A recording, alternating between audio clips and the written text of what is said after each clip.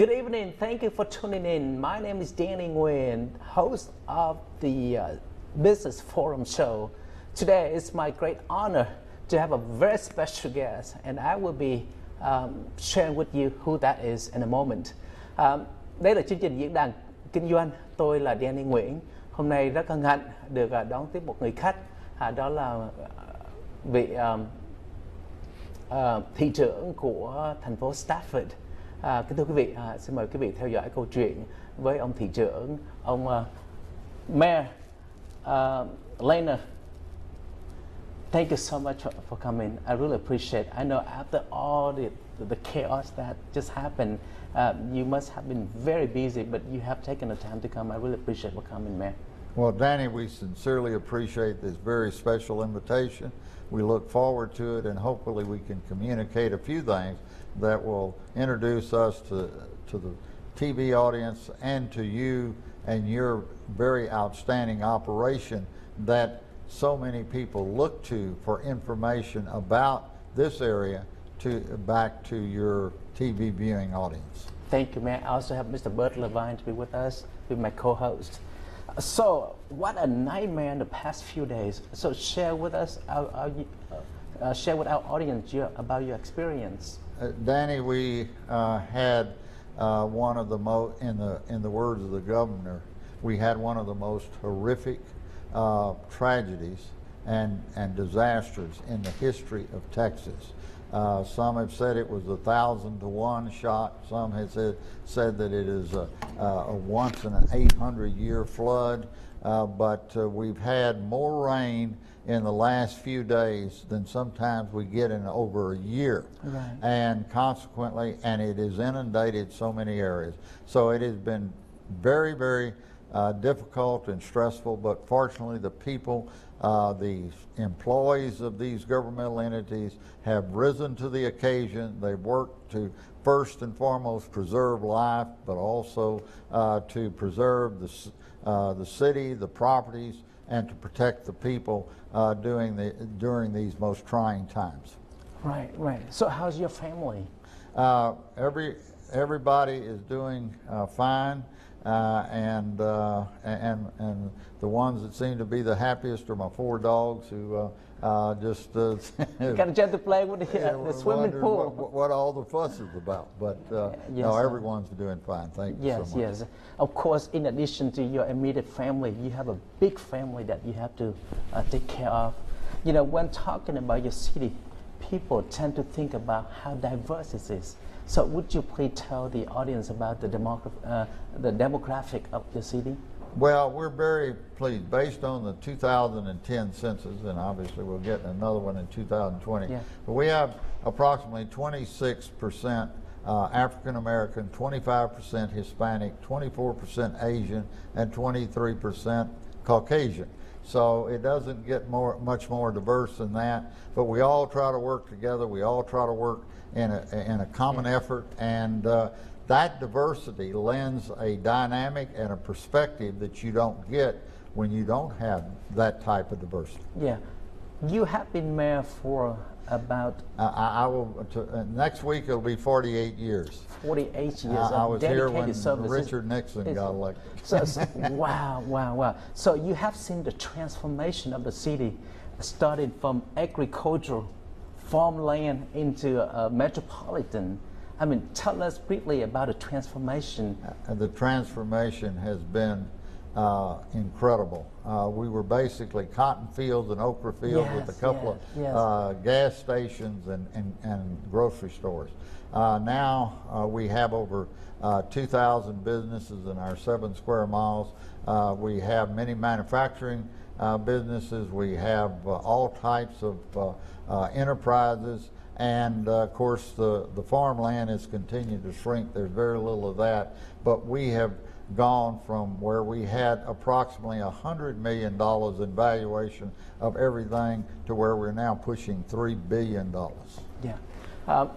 Quý vị đang theo dõi chương trình diễn đàn kinh doanh. Chúng ta đang nói chuyện với ông thị trưởng của thành phố Stafford là ông Mayor Leonard Scarcella. Và câu hỏi được đặt ra, Quốc đoàn hỏi ông là ông Mayor đã phục vụ gần nửa thế kỷ, about half of a century of dedicated services. Quốc đoàn hỏi ông coi, từ khi mà ông bắt đầu nhậm chức thị trưởng cho tới bây giờ thì ông đã thấy được cái sự chuyển biến của thành phố, cái sự chuyển mình nó là cái của thành phố Stafford, nó là từ một cái miền vùng đất mà người ta trồng bông gòn. Cotton used to be the primary industry. Correct. 50 years ago. 50 years ago, most of the area... What was the population when you first started, man? When I first started, the population was just under 3,000. In fact, what's so amazing is that the population of Stafford, Missouri City, and Sugar Land did not equal 10,000, and now it equals close to 500,000. 500,000. Wow, wow, that's very impressive. So when you first started it, I mean, you had a vision of what is happening right now. Is your vision and the reality seem to be congruent? Well, actually, the reality has exceeded my vision. Of course, I didn't think I'd be here this long, but and many more years to come. So, I mean, you're not done yet. And I hope so. But really, you know, just bringing us into the modern world, so to speak, because we were literally 12 miles from Houston.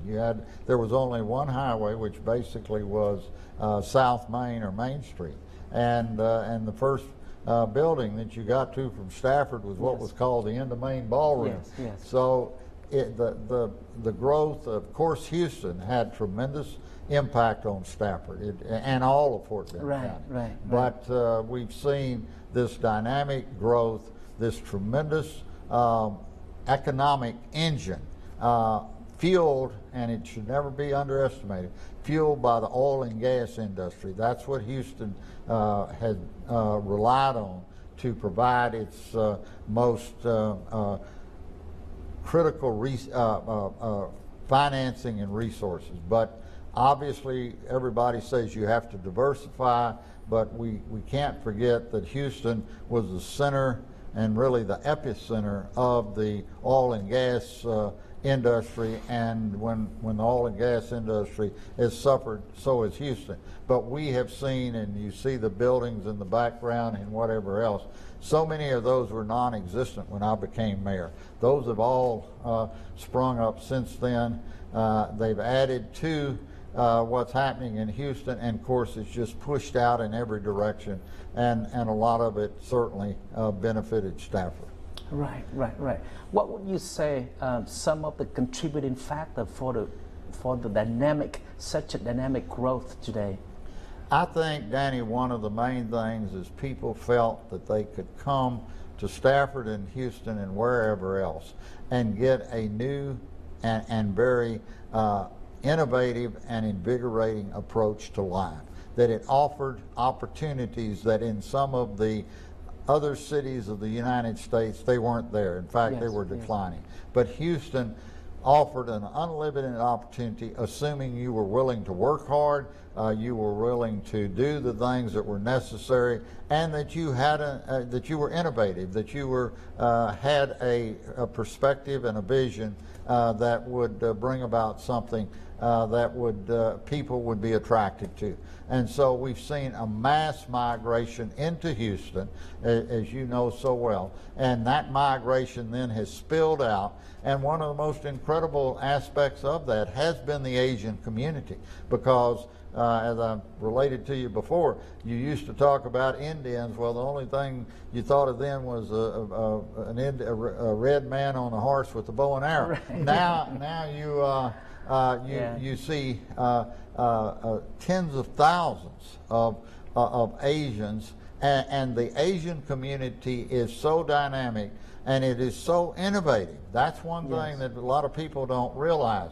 A lot of Americans kind of got stale because they thought they had it pretty well set up. But when the Asian community came in, they said, wait a minute, sports fans, we're willing to play the game, but we're going to challenge you. We're going to show you that there are opportunities, and we're going to do things that have not been done here before. And if you want to run the local convenience store, you want to do anything, you're going to have to deal with us, because we're going to show you how to, not only how to do it, but do it better than what you've been doing.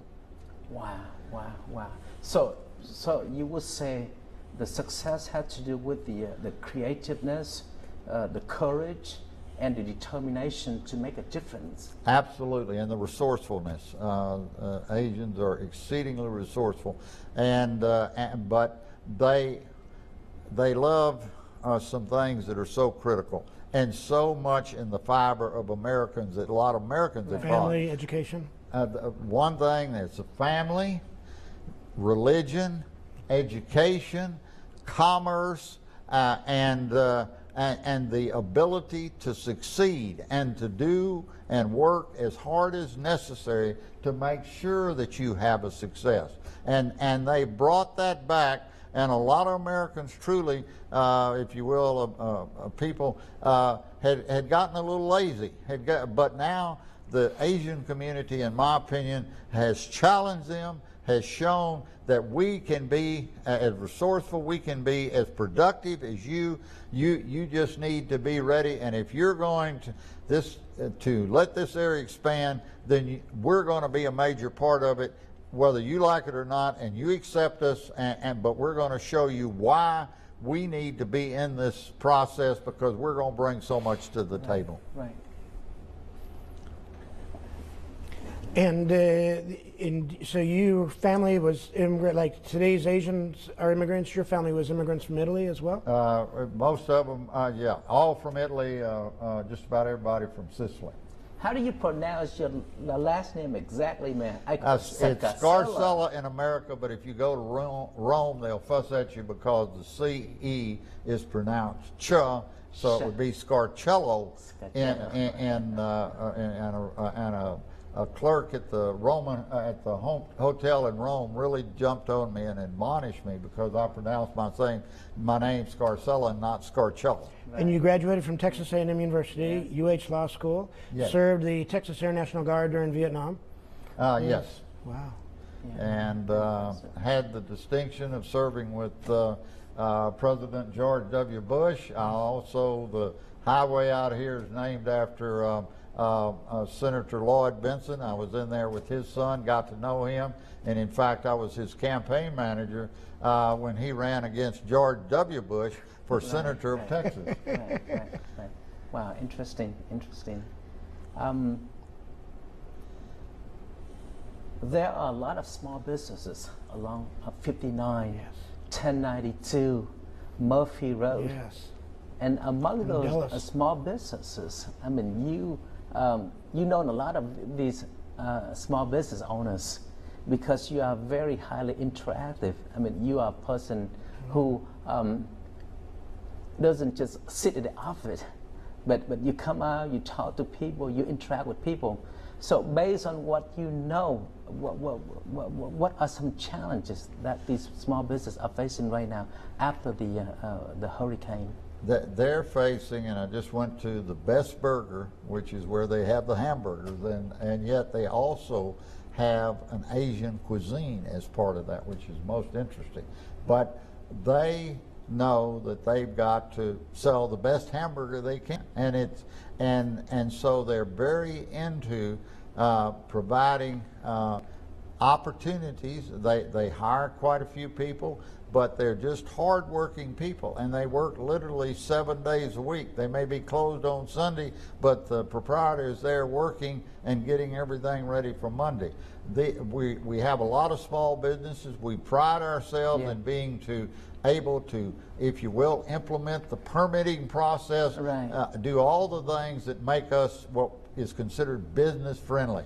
You have to be friendly. They're working hard. The least they can do is get support from the governmental entity, local governmental entity, and not opposition or anything that impedes them. So we work very carefully with them, and they know if they've got a problem, call City Hall. City Hall is going to help you. It's not going to be a stumbling block.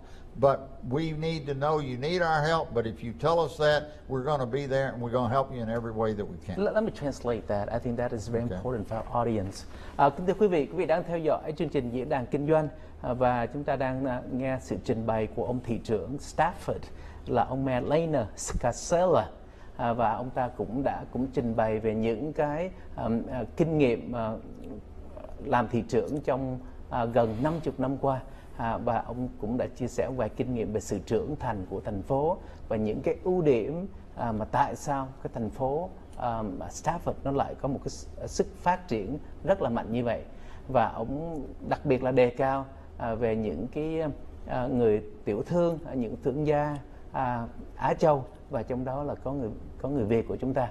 Và ông nói là người Việt là một trong những cái nhóm người mà có một cái tinh thần rất là sáng tạo và sự can đảm và làm việc rất là cần cù chăm chỉ, đã đem những dịch vụ và sản phẩm đến cái thành phố của Stafford, và đó là một cái yếu tố mà ông nghĩ là đã đem lại những cái nét đặc thù cho cái sự phát triển của thành phố Stafford. Và một trong cái điều mà chúng ta biết đó, hay là quý vị cũng có thể chưa biết đó, là trong thành phố này nó đặc biệt với các thành phố khác là nó không có property tax. Sometimes I do not translate exactly. I just add something because I know a lot about Stafford. Good. If you will. No, So man, I appreciate that so much, Danny, because you do have a tremendous understanding of Stafford. You've been next to it, lived next to it. Yes, sir. Held public office next to it. So you know a lot of things about it, and we really appreciate you communicating that. Yeah, yes, I appreciate it. And the Stafford schools have an important part in yes, history as well. that's a very good point. We get to that, but you know that a city is just like an organization. I mean, what can you do to attract people coming to your city? You must have a comparative factors. I think it's so strategically located.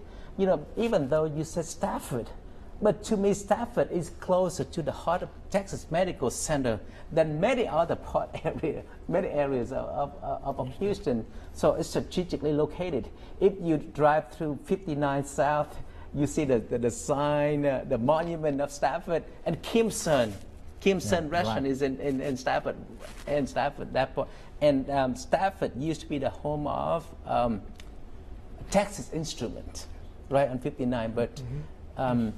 But let's talk about property tax. I mean, this is something that is so unusual. Why your city don't have property tax? How could you survive? Well, we get a large percentage of our revenues from sales tax, but we also endeavor to bring business in so that business can generate other taxes and other resources besides property tax. We eliminated the property tax in 1995. We're the largest city in Texas without a property tax. Everybody said it was an experiment. It was in Wall Street Journal. This will never work. Our cash resources went up 10 times in 10 years because of the zero property tax. Wow. And it continues to escalate. So many businesses, you mentioned the small businesses, but bigger businesses come in because they tell me, Mayor, we saved tens of thousands of dollars on our bill before federal taxes. To a small businessman or to a medium-sized business, this is huge. So anything that you can do to maintain the zero property tax and let us use that money to develop and to expand our businesses as opposed to sending it to the government and it going down a black hole and you don't know where it goes and what it's for. You put that money in your cash register, you expand your business, and consequently you have a better chance of succeeding. And that's what we offer to people, the opportunity for the best chance of success that they can have as a business. So you're a real believer in the free market and free enterprise, laissez-faire economics. Well, I think sadly America went to this last election started talking too much about socialism, yes. and in my opinion, communism. They don't want to call it that, but that's what happened. Capitalism is what has made America great. We've got to continue it. We've got to yes. expand it, yes. and we've got to do everything we can to see it flourish. Yes, yes. Let me ask you a quick question before we go into a commercial break, man. Okay. Who came up with that idea, no property tax? Oh, I did. Man, can I have a high five with you, man? Let me translate this. I think it's important. Kính thưa quý vị, một cái đặc điểm nhất của thành phố Stafford là một thành phố mà không có property tax. Một trong những ưu tư của những cái người mà dọn tới một thành phố, hay là khi mua nhà hay mua những cái property, là cái điều mà quan trọng nhất là người ta hỏi là cái property tax rate, cái vùng đó nó chặt property tax bao nhiêu. Đây là vấn đề rất là quan trọng. Nhưng mà ông mayor này là một cái người từ năm 1985, ông đã đưa ra, ông có một cái sự can đảm đưa ra đề nghị là no property tax. And of course, you had received a lot of opposition, and that will be part two of the interview. But I really admire you for the courage. Và kính thưa quý vị, mặc dầu không có property tax, nhưng mà thành phố vẫn phát triển, và vấn đề tài chính vẫn phát triển và phồn thịnh. Cái lý do vì không có property tax nên nó đã kêu gọi được những người đầu tư tới, và nó kêu gọi những dân chúng lại để người ta sinh sống ở đó, và bù lại ông lấy cái sự lợi nhuận từ sales tax. Và bây giờ chúng tôi xin tạm ngưng để qua phần thương mại. Trong phần 2 xin mời quý vị tiếp tục theo dõi chương trình Diễn đàn Kinh doanh với ông thị trưởng của thành phố Stafford. Chúng tôi sẽ nói thêm một chút xíu về ưu điểm và những cái cơ hội gì cho những người muốn đầu tư hay là làm ăn ở thành phố Stafford.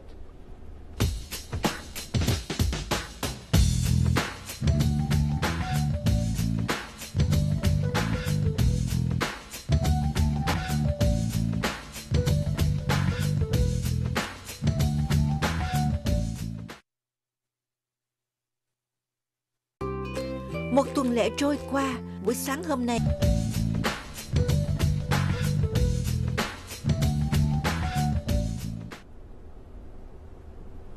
Quý vị đang theo dõi chương trình Diễn đàn Kinh doanh. Tôi là Nguyen, Quốc Đoàn. Chúng ta có ông thị trưởng hôm nay, thị trưởng của thành phố Stafford, và chúng tôi có ông Bert Levi, một người cũng hoạt động trong dòng chính và trong cộng đồng.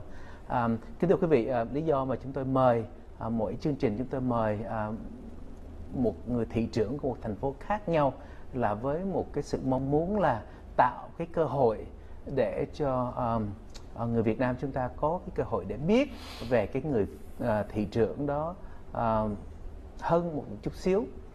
Thường thì chúng ta những cái người mà không có liên quan tới vấn đề chính quyền thì ít khi nào gặp gỡ những cái người thị trưởng trong cái thành phố chúng ta đang ở. Thì cái đó là lý do chúng tôi muốn mời thị trưởng tới để quý vị để biết một chút xíu thêm về những cái đường lối, những cái khải tượng, về những cái cá tính của ông ta. Và xin mời quý vị trở lại.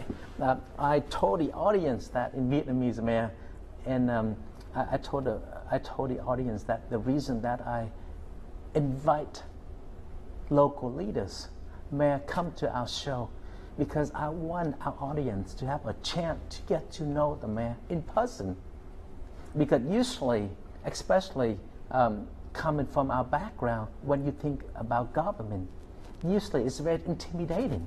When you think about a governor, a mayor, there's such a great distance. Nobody wants to be close with a mayor, elected official, government official. This is more threat than opportunity. So I really appreciate an opportunity for coming and share with people about you, about your leadership. Maybe you will leave a little bit inspiration to the audience. Well, I appreciate that very much, Danny, and it's truly a privilege and honor to be here with you, and hopefully we can impart a few of our ideas and thought processes to at least let them understand where we're coming from and why we do what we do and why we think it's the right approach to government. Right. What does a mayor do? Well, a mayor has many responsibilities. Just like we had the hurricane, I had to be over the emergency operations. In fact, we're under martial law right now and will be until about noon tomorrow because we had to declare a disaster in accordance with the governor and the president. but we had to be sure we mobilized all the forces to do everything they've done. And so I've been with them literally for 6 straight days, working with them to address this. We set the agenda for the city. We have to determine what we should be talking about when and how, and so we do that. We have to every year present the budget, which I'm in the process, and it's supposed to be ready now. And that's such a challenging thing, because you have to have the money and the resources and the funds to do the things that you need to do, whether it's hire police officers or whether it's build a road or whatever. We also have to oversee the administrative aspects of the government, but most of all, we have to be concerned with the welfare of the people. In the Constitution of Texas, it says our primary responsibility is to provide for the health, safety, and welfare of the citizens and the city. And that's my primary responsibility, and that's what I try to endeavor each and every day to elevate that to the best that we can, so that the people and the city are taken care of as well as we can. Right. How do you define a leader? What does it take to be a good leader? I think to be a good leader, one, you've got to have vision. Secondly, you have to believe in yourself. And third, you've got to have the guts to fight for what you believe in against opposition, and show the people that your idea is correct and that you're willing to take a stand, and regardless of the opposition, you're going to try do everything you can to get this program or this policy through, because you believe in it and you're not going to be wavering in that effort. So 3 qualities of a good leader according to Mayor Scarcella: vision, believe in yourself, and courage. Correct. Kính thưa quý vị, Quốc Đoàn hỏi ông thị trưởng một câu là theo ông thì một người lãnh đạo có những cá tính gì, có những cái điều kiện đòi hỏi gì? Thì ông ta nói một người lãnh đạo theo ông thì có ba tiêu chuẩn. Thứ nhất là phải có một cái vision. Một cái vision là một cái khải tượng. Cái khải tượng có thể nhìn cái vấn đề xa hơn 5 năm, 10 năm. I try to define vision. Vision is the ability to see, to look into the future and see the reality in 3, 5 years, 10 years. Long-term perspective. Right. And number 2, you said that person must have a self-confidence. Và thứ nhì là phải tự tin. Và thứ ba là phải có sự lòng dũng cảm. Dũng cảm mà in Vietnamese mean courage, dũng cảm. So, có một cái khải tượng, tự tin ở chính mình và dũng cảm. Let's talk about courage, man. To me, among all the qualities of the leaders, the one that I admire the most is the courage. Because a leader without courage is to me, is a ship. So how did you get courage, man? How do you have courage to come up with the idea that I don't want any property tax, because you believe that not having property tax will attract people to your city, and when the rest of the people around you did not believe in that? Well, in that combination of the vision, confidence, and courage, you have to have the confidence that what you're advocating is correct, but you have to have the courage to fight, literally fight for what you believe in. Fighting is more than carrying a rifle or something on the battlefield. Fighting is to not only believe in what you're doing, but to try to inspire people, and then to stand up against opposition. There are so many leaders that we have that are supposed to be leaders, but when the opposition comes too strong, then they start wavering and they back off. Yes. To me, that's the problem, one of the problems we have in America. We don't have enough people who are willing to stand by their convictions, fight for what they believe in, and continue to press forward regardless of the opposition and regardless of the criticism that you receive. And you certainly if you can't stand criticism, you won't be there very long. You've got to be willing to endure the criticism and continue to push forward. Yes, I thought this is very important for younger generations who wanted to get into politics or want to be a leader. Kính thưa quý vị, khi nói về những cái cá tính, những cái điều kiện của một người lãnh đạo giỏi thì ông ta nói có 3 điều, nhưng mà những cái điều này nó hỗ trợ với nhau. Khi mà một người có một cái vision là một cái khải tượng, là cái nhìn xa, mà khi mà một người lãnh đạo có một cái nhìn xa, không phải tất cả những người xung quanh mình có khả năng để nhìn cùng chung một hướng với mình được, mà làm thế nào chúng ta có thể được bảo vệ được cái khải tượng, cái nhìn của chúng ta, cái viễn ảnh của chúng ta về tương lai, mà làm sao mà có thể thuyết phục được những người khác nữa. Not only having a vision, man, but you must have the ability, you said, to encourage and inspire others to follow you and to support you, because nobody can do it alone. Bởi vì một cái người lãnh đạo khi mà đã có một cái vision, cái viễn ảnh là thường là một cái viễn ảnh lớn mà không thể nào tự làm được, thì cái người lãnh đạo đó phải có khả năng thuyết phục những người xung quanh mình để cùng hợp tác với cái người lãnh đạo đó để đạt được cái mục tiêu, to accomplish common goal, right, man? Correct. But you know, it's just so easy to stand on the platform, and especially you just said it earlier, man. You know, you see, you get a lot of applause from the people and all that. But the most difficult part is that when it seemed that the whole world is against you, but how could you maintain that tenacity and keep going? Have you ever felt so lonely because you think, oh, I must have done something wrong. I mean, I'm different. I'm weird. I mean, I must get back to the normality. Well, I would be less than truthful if I told you those things don't cross your mind, especially when you're getting tremendous criticism. But if you believe in what you truly are advocating, and you know that you're right, and that you truly are sure that what you're advocating will benefit the public and will be to their long-term interest, then you have to stand firm and be committed. And so many people don't want to do that, and they always want to seem to take the easy route or the most popular route. Yes. That's the worst part about politicians. Oh, what's popular? Get a pat on the back. Yes. Well, pats on the back are fine, but they're not going to accomplish very much. And anybody can get a pat on the back if you just kind of go along with the crowd. The real test comes if you can stand with the principle that you know is correct and know that it's in opposition to what if you will, the establishment wants, but you're willing to go forward with it and say, that's fine, this may have worked before, but we're going to do it this way, and here's why we're going to do it this way, and we're going to take on all comers. And if you do that, you got a pretty good chance. But unfortunately, you don't see a lot of politicians willing to do that. Right. Let me ask you this.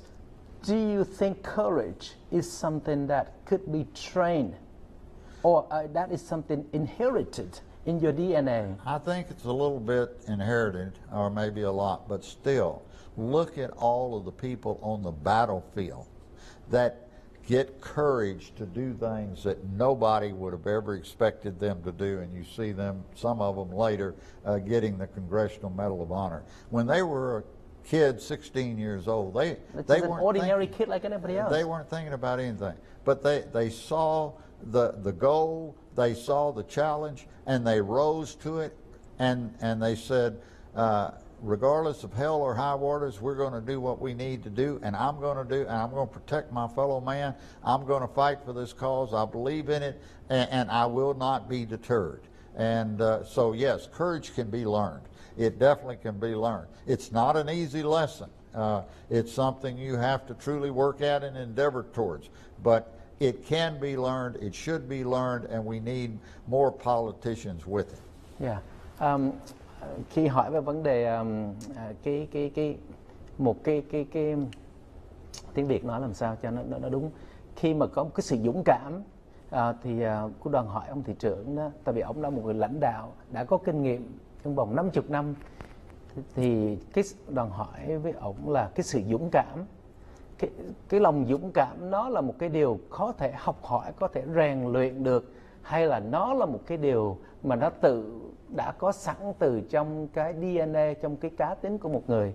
Thì ông với cái kinh nghiệm của ông là một người lãnh đạo thì ông nói nó có thể cả hai, và nó cũng có thể cái môi trường nó có thể tạo được và nó sẽ huấn luyện được. Và ông đã đưa ra một cái thí dụ là một người lính mà khi mà đi ra chiến trường, mà khi phải đụng trận thì cái lòng dũng cảm trong họ, cái môi trường nó đem cái lòng dũng cảm trong họ là họ sẵn sàng hy sinh. You know what I'm trying to get to is how can you inspire younger generations, and many of them may think that, oh, I don't have courage to belong to somebody significant. You know, I mean, it belongs to a hero in a battlefield.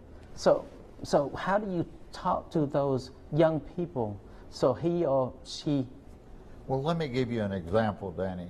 We created a school district, and we broke away from Fort Bend Independent School District and Houston Independent School District to create our own school district to give less privileged youngsters a better opportunity at education. It was fervently resisted by the governor, who has a school named after him because he fought us,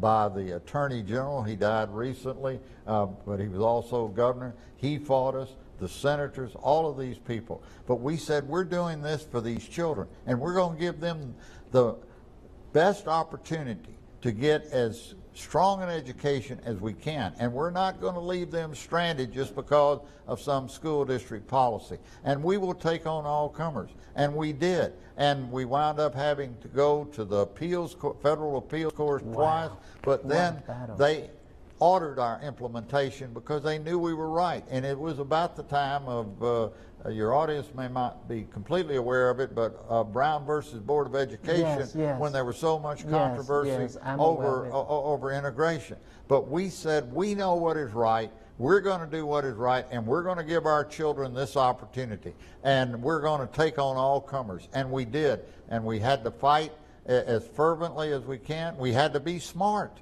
because we won by being smarter than the other side, quite frankly. What year was that, sir? Huh? What year was that? Between 1977 and 1982. The Federal Appeals Court in July of 1981 ordered our implementation. Yeah. Well, you have my deep admiration, respect for that, man. And I want to talk more and more about that. But there are a few more things that I want to talk about. We talk about property tax. Okay. So what would you say to the people, potential investor developers who come to the cities? Why should they come to Stafford instead of Missouri City and Sugar Land and other cities? And all of those cities have great attributes. They're very enticing. They have significant images. But we believe they should come to Stafford because we're going to give, just like we're going to give those children the best opportunity, we're going to give these businesses, whether large or small, we're going to give them the best opportunity to succeed, and also the best framework and the best financial structure for them to succeed. So most business people are in the business to make a profit. We endeavor to make sure that they can make the biggest profit they can make in Stafford, and that we will give them, if you will, a streamlined approach to getting the permits and everything else they need to maximize their profits, but also have a business environment that is very conducive to what they're doing. Right. You mentioned financial structure. Define that. Elaborate on that very briefly, please. The financial structure is that they're not overburdened with taxes. I know it's, but also with unnecessary regulations and people impeding, a bunch of bureaucrats, if you will, impeding upon their operations. So instead of concentrating on producing products that they can sell. They have to concentrate on filling out forms that the city wants them to fill out. Right. I've heard that in some neighboring cities. The Planning and Zoning Commission will dictate, and the City Council will dictate what kind of ferns or plants or colors they could have on their fences, and that discourages some businesses from wanting to be there. You've got to realize that these people are putting their money into this operation and their investment. They know what they believe will work. Sometimes it just simply is in conflict with what the city wants. But the more the city can stay out of it, and the more the city can encourage those people to do the things that they know that will be most productive, most profitable, and be in the best interest, hopefully, of the city as well, then that's what you want to strive for. Do you mind if I say an amen to that, man? I'd love for you to. I would like to say amen to it. Government job is not to intimidate the people. Government is not in a position that telling people what kind of product, what kind of service and the structures. And I really admire you for that. I mean, that's really capitalism is about. You know, you provide an environment, supportive environments. So let people be an entrepreneur. Let people be who they are created to be. That's what America is all about. Government do not give people anything. And let me just say this. Yes, sir. Too many people want a lot of employees in government. Bloated bureaucracies in government are the biggest drag on government. Those are people that are working and drawing off of the public's monies to make a living. Let the private industry create the jobs. You should only have as many governmental employees as you absolutely need and nothing more.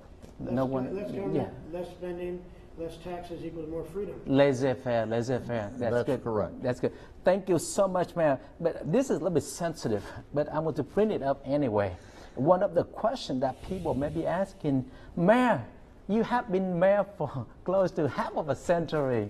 Have you ever been challenged? And what is it that motivated you keep going to serve the citizen? You could have retired now and go to a vacation, enjoy your life. I mean, why bother?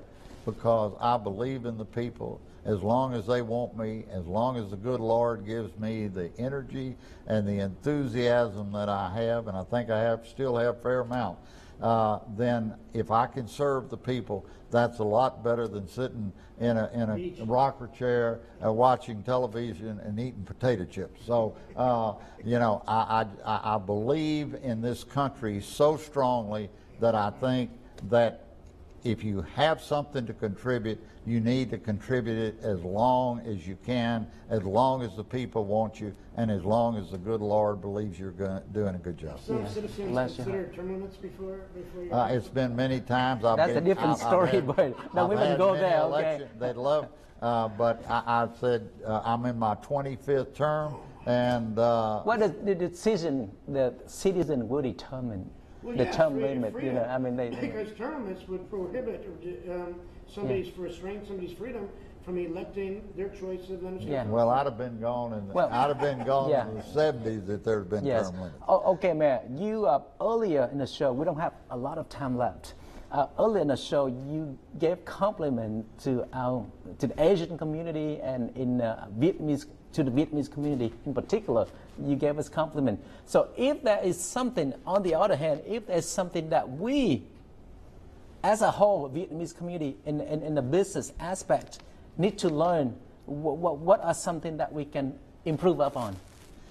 I think you're doing extremely well, but the thing you have to believe in is yourselves. And you have to believe in the tremendous culture you bring here, but also recognize we're all Americans. So as much as you can fit in and work your culture, your beliefs into our system, but continue to elevate America and the things that America was founded upon, then the Asian community not only will be doing well, but will be leading as much as any other cultural group in this country. And I admire you so much, and I commend you for what you've brought to this country that's been truly innovative and a lesson for us all as Americans, those of us like myself who've been here all my life. Yes. Kính thưa quý vị đang theo dõi chương trình diễn đàn kinh doanh với ông thị trưởng của thành phố Stafford, và chúng tôi cũng đã gần hết giờ. Nhưng chúng tôi xin được đúc kết và cái sự ước muốn của chương trình hôm nay là giới thiệu đem đến một ông thị trưởng để cho chúng ta biết thêm một chút xíu về cái cá tính của cái người lãnh đạo này. Và một cái điều mà Quốc đoàn rất là thích trong này, đây là một cái người mà một người lãnh đạo mà người ta có cái tinh thần muốn mà có cái sự liên hệ mật thiết với cộng đồng, hiểu và khuyến khích, và có một cái tinh thần muốn cho cái cộng đồng chúng ta khá hơn trong cái lĩnh vực kinh doanh. Thank you so much for being such a great inspiration to our community. So I told you, I want to tell the younger generations who's watching out there, if you want to learn how to be a mayor, if you want to be a mayor, go learn from an experienced mayor who has been mayor for close to half of a century. Kính thưa quý vị, Quốc đoàn nói là những người nào muốn làm thị trưởng hay là những các em trong thế hệ mới muốn lãnh đạo, muốn làm thị trưởng, thì không có một cái người nào mà tốt hơn là đi gặp ông thị trưởng với 50 năm kinh nghiệm. Ông ta sẵn sàng. You will teach and show that young person how to be a good mayor, right, Mayor? They are our future, and we've got to help show them the way. Thank you so much. Thank you, Bert. Thank you. Chương trình diễn đàn kinh doanh tới đây chúng tôi xin tạm ngưng và xin hẹn lại quý vị trong chương trình tới.